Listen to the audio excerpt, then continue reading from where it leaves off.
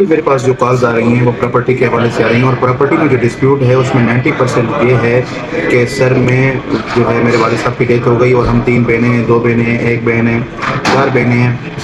ہمارے اتنے بھائی ہیں، 1 بھائی ہے، 2 بھائی ہے، ہمارا حصہ کھا گئے ہیں۔ ہمارے والد صاحب کی ڈیتھ سے پہلے یا ڈیتھ کے بعد یا ڈیتھ کے دوران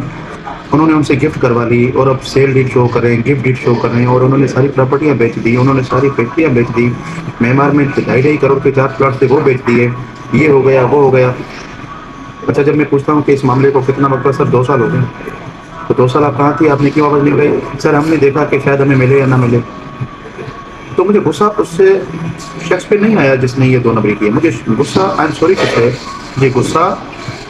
ان بیٹیوں، ان بہنوں پہ آیا کہ آپ کو اتنی بھی نالج نہیں ہے کہ شریعت نے، لینڈ لاز نے، پاکستان کے کانسٹیٹیوشن نے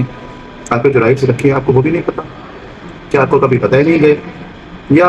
آپ اتنی جو ہیں وہ جو ہے اتنی غافل ہیں کہ آپ کو پتہ ہی نہیں ہے کہ آپ بھی لیگل ایئر ہیں، آپ بھی اسی باپ کی بیٹی ہیں جس کا وہ بیٹا ہے۔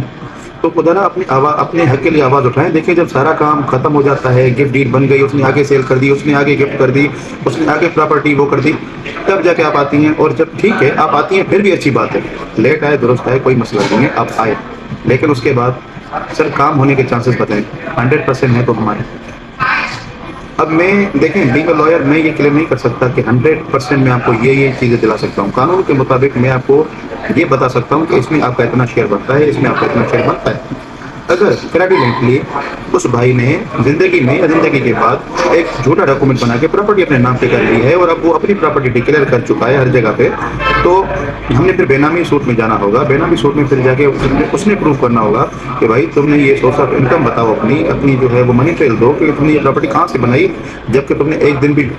ڈیوٹی نہیں کی۔ اب یہ ساری چیزیں میں سوچ رہا ہوتا ہوں اپنے ذہن میں، لیکن وہ جو بہنیں وہ جو کیس لے کے آتی ہیں وہ کہتی ہے سر ہمارے ہسبینڈ کرے ہمیں 100% آپ گارنٹی دیں،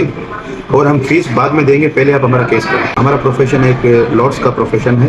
تو اس میں ایسی جو ہے وہ پریکٹس نہیں ہوتی کہ میں پہلے سارے کام کرتا ہوں اور آپس میں جو ہے بعد میں جو ہے آپ مجھے فیس دیں، ایسا بالکل بھی نہیں ہوتا۔ جو کرتے ہیں ان کی اپنی پریکٹس ہے، لیکن ہماری پریکٹس میں ایسا کچھ بھی نہیں ہے۔ فیس لیتے ہیں، کھل کے لیتے ہیں، جو بھی کہتے ہیں کھل کے کہتے ہیں، کتنے % چانسز ہیں کہ آپ کو ملے گا، یہ ملے گا، کیسے ملے گا،